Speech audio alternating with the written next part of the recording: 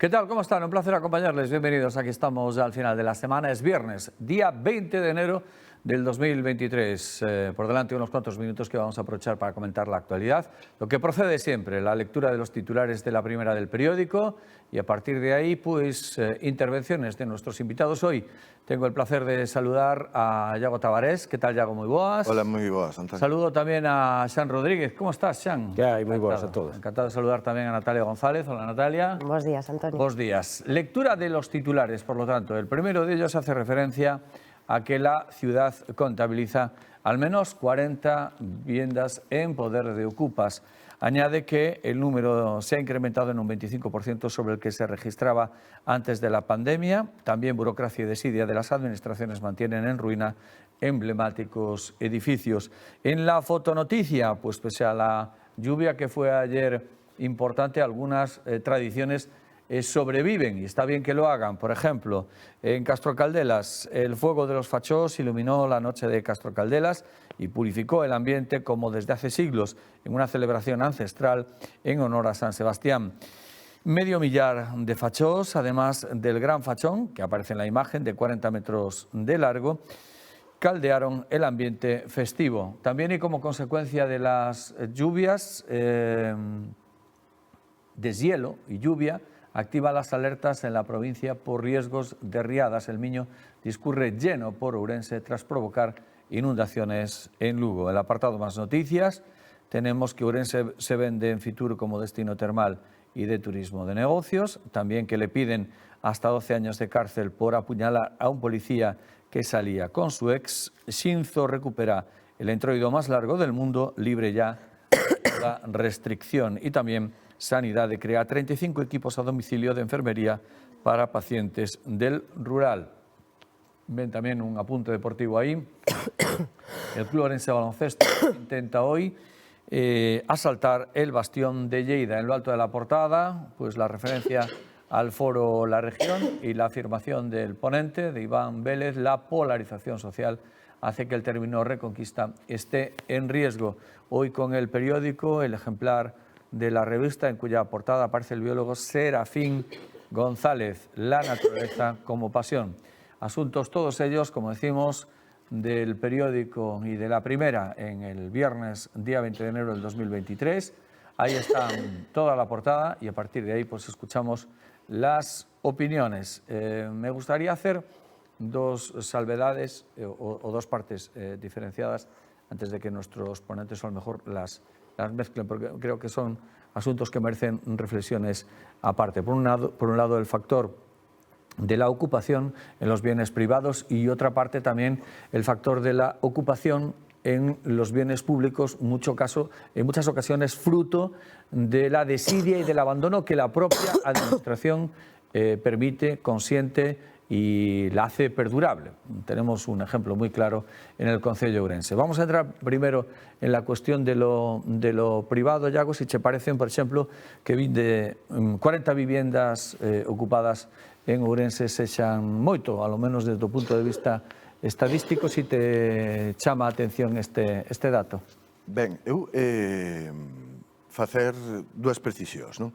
Primeiro, o problema da ocupación, que a ocupación como tal, estamos a falar de usurpación de vivendas, pois cuantitativamente realmente non é un dos 10 primeiros delitos, nin 20, é dicir, pois non sei se estamos no 1% dos delitos que se producen. Non é, falamos da usurpación en conxunto. E despois, si facer unha precisión para tranquilizar as persoas que nos están escoitando neste debate que moitas veces, eu creo que de algunhas instancias trata de crear un alarmismo innecesario. Ben, a ocupación de vivenda, seña vivenda principal ou seña segunda vivenda, os forzos e corpos de seguridade e, por suposto, o xuez, sin plazo de 48 horas dende que se produce nada, pode producir o desafiuzamento inmediato. Sí. O seña que cando estamos a falar de vivenda ou incluso vivenda primeira ou de segunda vivenda, é dicir, non hai ese plazo de 48 horas, non existe ningún texto legal, é dicir, tan pronto como teñan coñecemento por a denuncia, poden proceder a adoptar esa medida cautelar. primeira ou segunda vivenda. Por tanto, realmente, cando se está falando desto, pois estamos a falar de vivendas de fondos buitres, estamos de vivendas, de inmóveis de fondos buitres, de entidades públicas e abandonados, non? Que, pois sí, pode producirse esa ocupación irregular, non? Eso é un pouco para tranquilizar. Ese exemplo que se pon que unha señora baixou a comprar pan e pois eso se podería solucionar en cuestión de horas, dependendo dos efectivos policiais que existen, que efectivamente, hai menos dos que marca o catálogo. Pero as forzas interveñen de seu ou interveñen por orden judicial? Bueno, interveñen. Poderían intervir, de acordo coa instrucción da Fiscalía, non recordo o ano, pero dende hai tempo, ou, por suposto, tamén con orde judicial, pero como medida cautelar poderían ir a comprobar a veracidade do denunciado. Un caso práctico, porque me parece moi útil, porque moitas veces decimos, mesmo nos medios de comunicación solemos contar, de que hai ocupas que se perpetúan en espacios que, fan gastos de electricidade, de auga e todo ese tipo de historias, e o dono o único que ten que facer é seguir pagando. Incluso os préstamos, no caso de que os houbera. Si agora alguén chega a súa vivenda habitual ou a súa segunda vivenda, como acabas de matizar, e atopa a súa vivenda ocupada, transmite, pon en coñecemento eses feitos ás forzas e corpos de seguridade do Estado, e a actuación é inmediata? Ben, claro, sí. O que pasa é que despois estamos nun problema, xa nos metemos nunha complexidade. Perdón, que un ocupa? É dicir, si vence o contrato de arrendamento, me convirto inmediatamente sin decisión previa en ocupa. Eu non estou falando disso. Claro, pero que vamos, despois vamos a unha cuestión probatoria. É dicir, tú porque vencer o contrato e sigues aí te convirtes en ocupa. No, eu non digo eso. Eu non estou falando de un desafiuzamento relacionado con un impago. Eu non estou falando disso. Non existe. Eu estou falando de accións manifestamente irregulares, é dicir, de allamento dunha propiedade privada.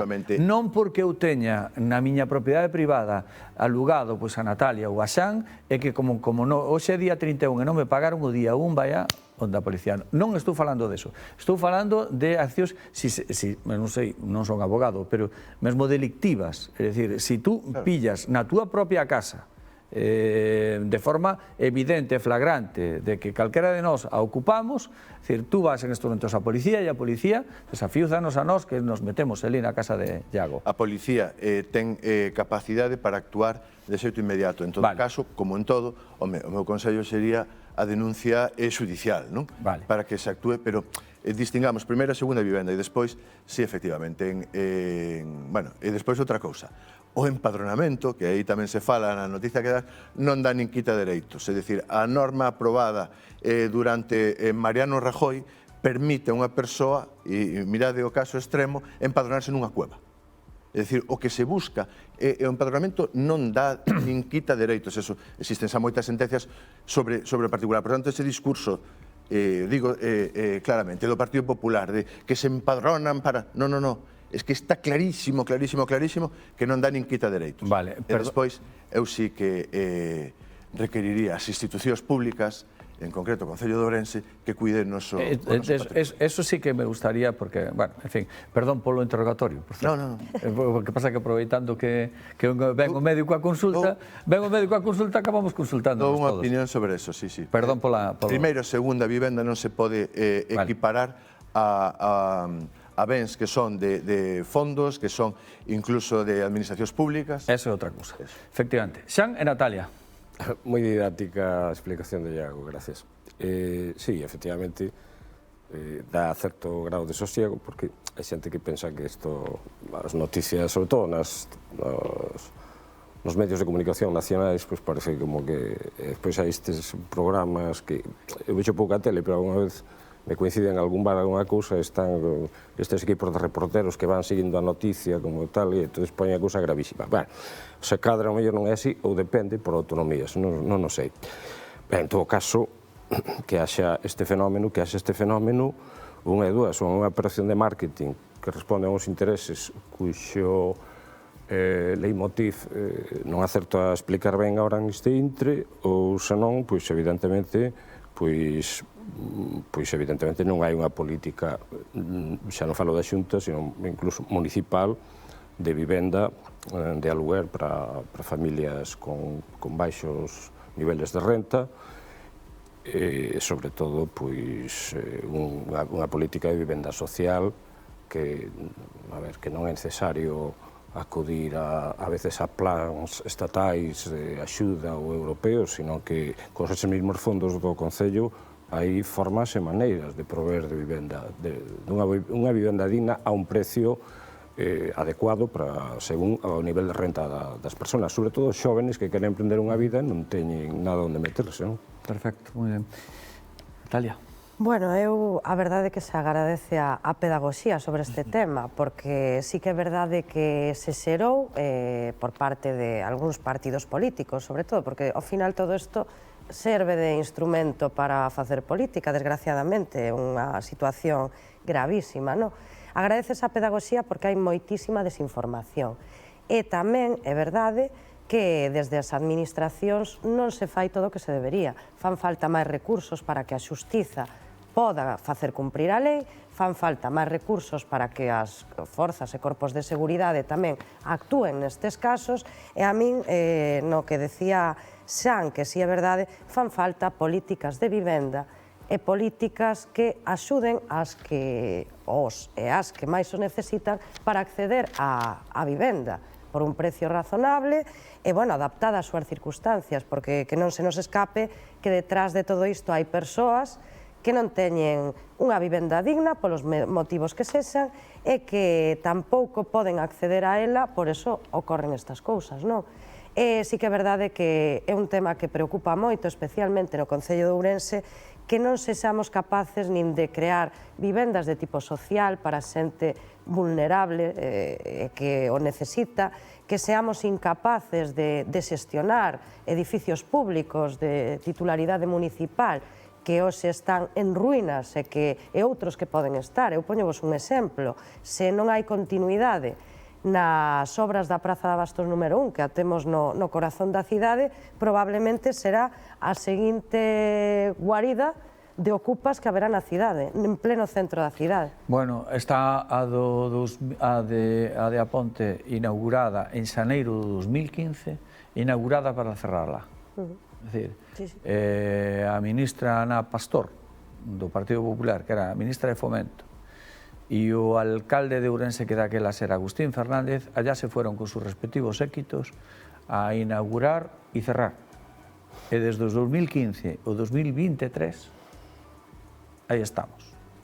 É un dos exemplos.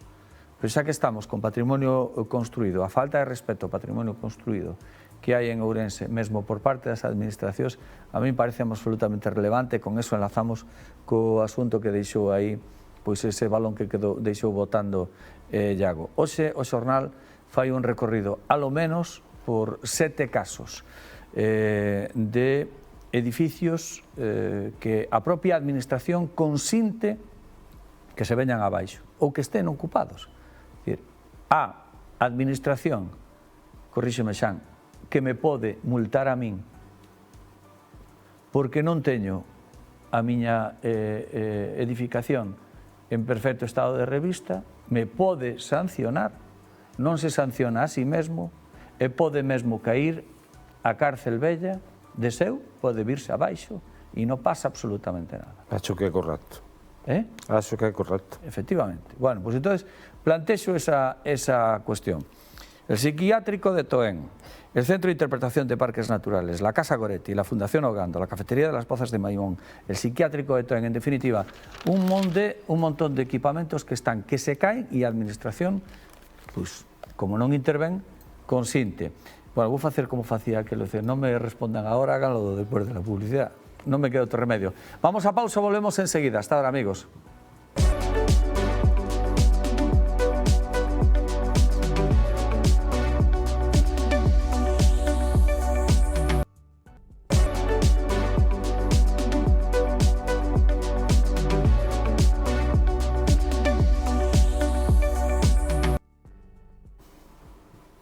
Segunda parte con Yago Tavares, con Xan Rodríguez y con Natalia González. La cuestión del abandono del patrimonio construido por parte de la propia administración propietaria, insistimos. Opiniones al respecto. Empezamos por Yago. Bueno, eu primeiro, un dato que falábamos antes da vivenda pública construída en Ourense durante os 10 últimos anos foi unha vivenda. Seña que eso tamén ven o fío de antena. Perdona, paréntesis, publicamos no periódico en uns días de que Ourense está a cola de toda España en vivenda pública. Ben, pois, en fin, é un dato do INE que creo que se a comentar a última vez. Despois do resto, pois eu creo que unha consecuencia de que en Ourense non existe planificación das obras que se fan, por eso se empeza unha, se construen os muros e aí queda, e despois existe unha carencia absoluta de xestión. Durante estes 3-4 anos e nos 4 anos anteriores. E isto é unha consecuencia. E despois, bueno, asumamos que a decisión a temos en maio, É dicir, a decisión de toda esta desidia con Ourense, de toda esta falta de proxectos. Aquí, en lugar de asumir que se fai coa cadea vella, por exemplo, o concepto de interpretación, pois estamos reparando unhas baldosas, cortando toda a rúa para parece que se fai cando realmente non se fai nada, non? E levamos enquistados nesa política mentras a cidade, e isto creo que é un emblema, non? As Pozas de Maimón ou a cafetería das Pozas de Maimón, insisto, a cadea vella por ser un edificio emblemático nunha zona céntrica da cidade, mentras a cidade esmorece. Pero eso tamén depende de nós, É dicir, eu podo botarlle a culpa ao alcalde que padecemos, pero o alcalde que padecemos está aí por algo, por uns votos e por unha decisión do Partido Popular. Ben, pois en maio temos a palabra. Temos a palabra si queremos que estos edificios, que esta cidade siga esmorecendo ou realmente queremos unha planificación, un proxecto, unha ilusión, en motivos, incluso o xornal de hoxe nos dá pois para ter confianza en nós mesmos, non? Como falaba aí das exportacións.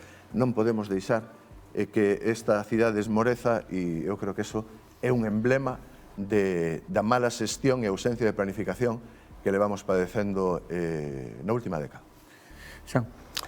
Que a falta de planificación existe, eu penso que sí, que efectivamente existe esa falta de planificación. Incluso se hai, pois a mellor se cadra non é contundente, pero sempre detrás de todas estas cuestións ten que haber un motor humano de unha persoa, dunhas persoas, dun grupo, dun partido, dunha sociedade. E entonces, bueno, pues cando non existe ese motor, cando non existe esa ilusión, pois evidentemente, pois poucas cousas se van a facer, e as poucas que se van a facer, se cadra, vanse facer mal. Por outra banda, temos unha provincia e unha cidade depauperada socioeconómicamente. Estamos relegados a desaparecer prácticamente. Aquí non ven nada, aquí non se nos dá nada, aquí négasenos o pan e a sal continuamente. Os partidos que están gobernando saberán, sobre todo a nivel autonómico, etcétera, que reparten fondos, que pasa con Ourense. Eso tamén é importante, porque de pouco importa a nivel municipal empezar a plantear, a planificar, vou arranxar isto, aquilo, cando si facemos as contas do que entra e dos gastos, etcétera, porque non vou a poñer o Concello ou outros organismos en débeda, ao final. E todo iso está en conxunto coa economía da provincia, cos fondos cos que dispón. Xa sexan que veñan da Diputación, do Concello, etcétera, de outros organismos do Estado, etcétera.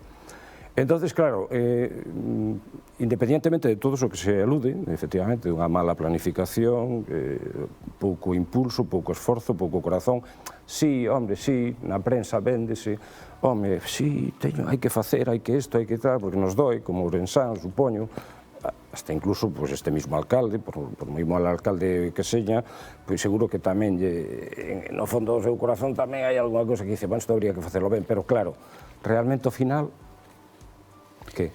Vale, Natalia.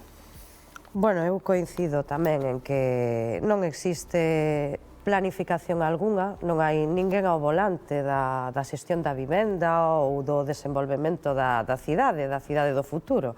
Agora mesmo está todo por facer. O mellor exemplo é isto. E agora sí que é verdade tamén que temos unhas eleccións municipais no mes de maio que eu penso que houve un punto de inflexión dende o ano 2015 que decías, Antonio, falabas desa inauguración que hoxe ainda sigue pechada.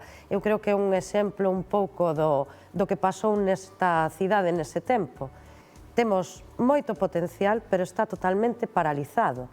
Eu creo que xa está ben tamén por parte de todos os partidos políticos, temos que facer un pouco de autocrítica. Eu creo que a xente está un pouco farta de estar falando sempre de hai que facer un hotel balneario aquí, hai que arreglar isto. No, hai que levar no noso programa electoral, no noso compromiso cos cidadáns, algo que sexa riguroso para realmente afrontar, cando ti gobernes, que isto non volva a falarse dentro de 4 anos ou de 10 anos.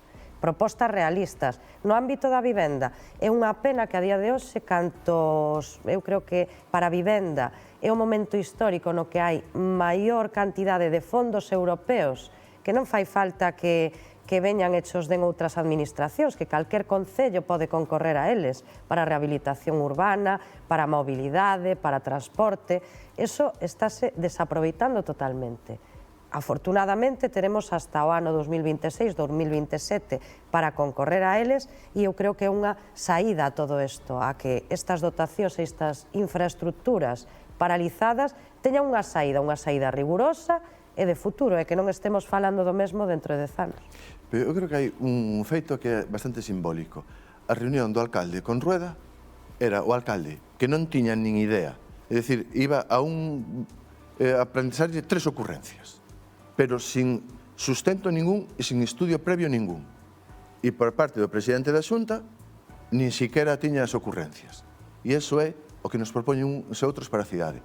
Eu, como ourensán, non xa digo do bloque, eso que é secundario. Como ourensán, é unha cosa de unha frustración, de decir, bueno, pero que futuro, as miñas fillas que busquen futuro fora. É dicir, xa descontado que aquí non o vai haber ou pegamos un cambio de rumbo. E despois, eu creo que hai que ver a cidade que queremos. Eu, sendo paradigmático en algo que fai o alcalde, que é as obras de Concordia. 5 millóns de euros. Con esos 5 millóns de euros, casi, poderíamos unir o campus co resto, é dicir, un proxecto realmente transformador. Obras de Concordia que ahora hai que revisar, por outra parte. Hai que revisar as obras de Concordia. Bueno, por suposto, porque, en fin, claro, tamén cando se deixa o volante unha persoa que non ten carné, pasan esas cousas, non? É dicir, o seguro non o cubre. Pero pasa do diseño da cidade que queremos, da planificación que queremos. Entonces temos que apostar polo que temos. E eu, a verdade, resístome a esa resignación un pouco que se podía, ao mellor sin querelo, non? Traducir do que decía San. Sí que existe potencial na cidade, pero que non podemos dedicarnos a pedir a Europa uns fondos para andar distribuindo entre os amiguetes e al final de consumo e desperdicio. Non, transformemos a cidade, que a cidade é a provincia, a cidade como motor da provincia. Eu non sei se me entendeu mal, eu non quixen decir que non tuviéramos potencial. Claro que temos potencial, temos un potencial increíble, a todos os niveis. Eu moitas veces veño aquí e a veces falo, porque en algunha altura estuve lidiando con ese tema, como cidade literaria non só de Galicia, sino de parte da Península Ibérica, por non decir tal. Cidade literaria, Ourense, solamente con roteiros, arreglando os edificios dos escritores, facendo pequenas musealizacións totais ou parciales en certos edificios, solamente eso, pero que o noso casco vello esmorece, porque non ten unha acción de que se fai con el dunha forma integrada e que sea vívida polos, non solamente, non que arreglar fachadas e despois por dentro está todo como encaracochado, non é eso, non é eso. Non obstante, eu podo querer arranxar un montón de edificios, gasto un montón de cartos, teños arranxados, e despois que? Despois que? Ese despois que é a actividade que poden ter esos edificios e ten que ser unha actividade sostible, polo menos que acade os gastos dese edificio, a xente de mantemento, as posibles obras a futuro, e iso ven de unha actividade en conxunto económica da cidade. Todo vai en conxunto. Evidentemente, se eu arranxo o tema termal e o poño dunha maneira que despois que eu podo poñer en conxunción con outras cousas, vou ter fonte de recursos. Temos o AVE, agora pode chegar a xente, fálase de que hai moita xente que ven solamente a ver a Ribeira Sacra e quere facer un tour por aí, pois pode ver a Ribeira Sacra e pode vir cousa da cidade, se a cidade está perfectamente preparada e tal, pero ten que estar todo eso en un macroplan, ou que teña subplans por debaixo, cada un específico, pero non sei, se cadra o hai, e teñen no queixón. Sí, Natalia, para concluir xa este... Eu creo que o potencial de Ourense está claro. Eu tamén quero ser optimista en todo isto. Sí que a veces teño esa debilidade de decir o millor non é o sitio onde teñan habido os meus fillos, pero resignome a pensalo porque eu creo que se mudan as políticas e as persoas e a cidadanía realmente se dá conta do realmente importante, porque ao final vivimos nunha sociedade bastante frívola en certos momentos, non? É que se tende a normalizar cousas que non...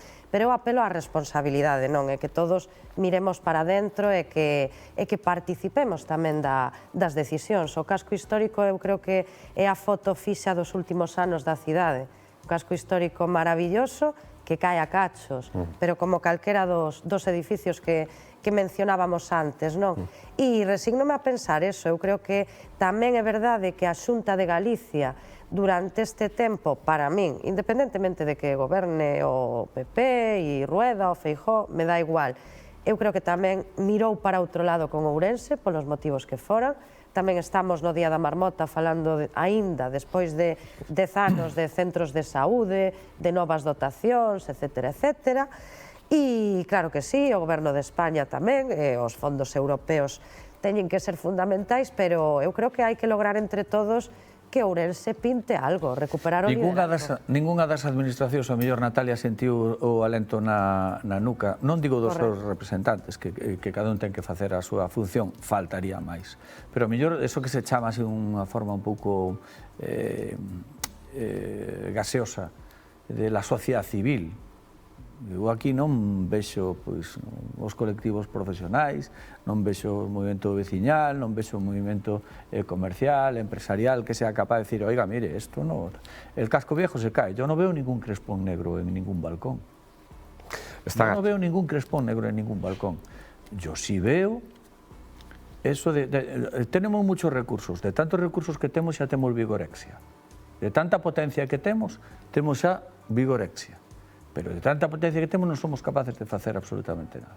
Entón, a mí pareceme moi ben, por ceñir, é dicir, eu plantexaba o estado de mantemento de equipamentos públicos.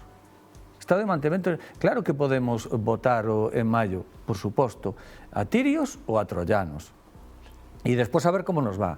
É dicir, pero cando tú estás na túa propia casa, Iago, Xan e Natalia, cando estás na túa propia casa e estás soñando coa reforma que lle vas facer a túa casa, é dicir, vou reformar a casa, e sí, vou na reformar, pero mentre non na reforma terei que barrela. Sí. Tendrei que barrer o suelo.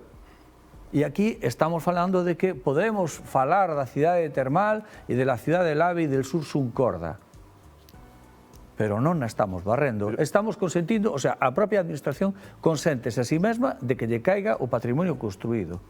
E iso é que grave, pero bueno, aquí nada é grave, salvo que todo se ciñe a que vamos a tener el entroido con las orquestas de Chispún e Chispán. Pero bueno. Pero eso co que remataches tamén é significativo. É decir, claro que é significativo. Si o que queremos é Chispún ou Chispán, pues claro que... e que coa panorama... Pero ese é o relato, claro, pero ese é o relato. Hai responsables, Claro, pero ese é o relato, Xan. Lamentablemente, o relato que está trascendendo es, hemos tenido unas navidades pistonudas, porque hemos tenido farolillos, y ahora vamos a tener unos carnavales cojinudos, y vamos a tener unas fiestas chupiguais, y esto va a ser el despendole. Bueno, en primer lugar, eu creo que eso tampouco é certo. Tivemos festas... Por ser portavoz do Demo. Eu fui agora portavoz do Demo. Tivemos festas porque tivemos festas, pero ni siquiera planificadas e copiadas e sin identidade propia. É dicir, copiamos as luces de Málaga e copiamos que nos veña un Mar Montes e unha cosa absolutamente carísima e desproporcionada. Pero bueno, en todo caso, eu volvo, porque creo que é importante. En primer lugar, sobre o casco histórico do que falaban, a consecuencia que ten 2.000 veciños menos e veciñas que se marchan de aí. Eso é máis que un crespón. O galego non protesta, emigra, decía Castelao. O dicía Castelao que non emigra, ahora non nace, non? Claro. Pero bueno, efectivamente, eso é unha realidade moi superior a un crespón negro, que non o queiran ver. E despois o outro é a ausencia de planificación. Facemos un edificio, inauguramos, facemos foto, pero despois nos damos conta que non servíamos para nada. E o exemplo máis claro, eu vou fora de Ourense, que se vai acontecer en Ourense. Facemos unha cidade de cultura que hipotecamos a industria cultural e non sabíamos pa que era. Pois eso en Ourense se produce con certa frecuencia. En Ourense temos equipamentos culturais onde a xente non sabe onde están. Pero suprimimos a cultura. Suprimimos a cultura porque non hai actividade. Temos un arquivo terrible. Temos un arquivo precioso. Porque pode ser un motor económico, aparte de educativo. Ou sea, ai Dios. Iago. Era o que me quedaba. Era o que me quedaba. Era o que me quedaba. No, pero que decir, equipamentos culturais nos barrios de San Francisco, como a biblioteca, preciosa, o arquivo, precioso, o claustro San Francisco, precioso, nin sinalizados, nin indicados, nin constan en promoción algunha, ni está ni se le espera. Pero porque decías, pode ser un motor, pero se está perseguindo en lugar de potenciar. Vale. Natalia Xan, 15 segundos. Eu sí que me preocupa o que decías, Antonio, hai un silencio atronador da sociedade civil. E eu négome a deixar de seguir loitando, porque, vamos, que para eso estamos en política. A política ten que ser o instrumento útil para cambiar a sociedade e mellorala sempre. E si me preocupa tamén a hipoteca que vai quedar nesta cidade despois destos anos, porque hai unha falta, aparte de falta de previsión, hai falta de contemplar o que nos vai custar manter o que se fai e a calidade do que se fai. Un exemplo pode ser Concordia, a longo prazo. Debemos ser ambiciosos, responsables e non curtopracistas. Sí, eu quedome co mensaxe último de Natalia, o verdadeiro mensaxe. É curioso, pero a veces hai xente que ven do outro lado do Atlántico que eu, falando con eles, sinten máis Ourense que moitos dos propios ourensáns. Eso sí. Casi non poden facer nada porque descoñecen e tal. Hai que volver a sentir, non quería empregar a verba do señor da Diputación, hai que volver a sentir o noso Ourense, as nosas cousas, e apostar forte, pero hai que facer cousas tamén a nivel económico. Vale, bueno, pues graciñas os tres. Un placer, Iago, até a próxima. Hasta a próxima, Antonio. Gracias, Xan, a pasalo ben, até a próxima. Natalia, un placer tamén, até a próxima. Por suposto, foi un placer acompañarlos tamén hoxe. Boa fin de semana, volvemos o luns, a pasalo ben, amigos.